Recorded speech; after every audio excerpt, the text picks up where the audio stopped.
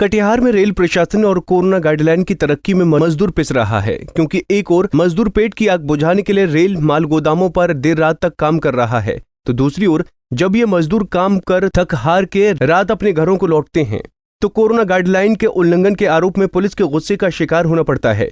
एक तरफ माल लोड करने में देरी हो तो ठेकेदारों को इसका आर्थिक दंड रेलवे को चुकाना पड़ता है, वहीं काम खत्म करके घर वापस जाएं तो पुलिस अपना शिकार बना देती है। कटिहार में रेल माल गोदाम में काम कर रहे मजदूरों की माने तो सभी रेलवे रैक पॉइंट पर माल रोड अनलोड करने का काम करते हैं, लेकिन मालगाड़ियों के देर शाम पहुंचने पर माल को अनलोड करने के दौरान रात हो जाती है। काम को निपटाकर इन्हें अपने घरों को लौटना होता है, लेकिन इन्हें तब और परेशान होना पड़ता है जब देर रात कोरोना गाइडलाइन और नाइट कर्फ्यू के उल्लंघन में पुलिस इन्हें पकड़ लेती है। परेशानी है कटिहार रैक पॉइंट मजदूरों के साथ क्या परेशानी? हम लोग के सर आए दिन ऐसा परेशानी हो रहा है कि जो बिहार सरकार गाइडलाइंस जारी किए हैं यहाँ पे मजदूर के लिए, यानी बिहार सरकार और भारत सरकार तो बराबर ही है, कोई बांटा हुआ तो है ही नहीं। तो हम लोग के साथ में ऐसा जाति क्यों कर रहे हैं?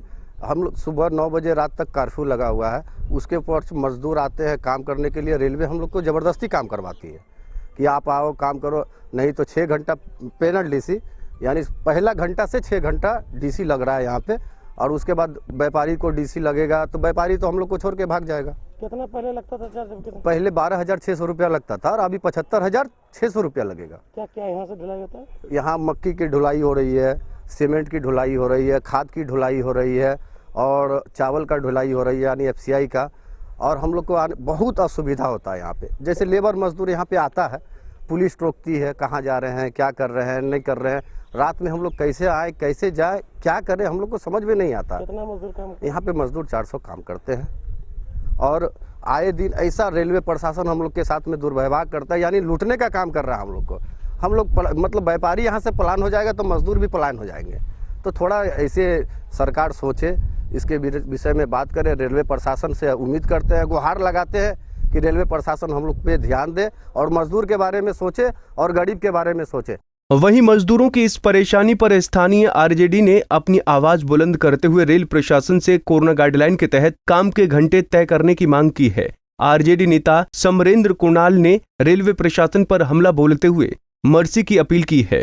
क्या जानकारी? देखिए, एक तरफ इस मनमानी से और ये जो है तानाशाही से न सिर्फ मजदूर बल्कि व्यापारी तो परेशान है, उनको आर्थिक दंड लग रहा है। एक तरफ आपको कर्फ्यू लगा रही है स्टेट गवर्नमेंट कि 9 बजे से लेकर सुबह 6 बजे तक, तो जो कर्फ्यू लगा है उसमें स्टेट में जो सेंट्रल गवर्नमेंट की संस्था है उसमें रेलवे भी है, तो रेलवे उस कर्फ्यू को क्यों नहीं मान रही है?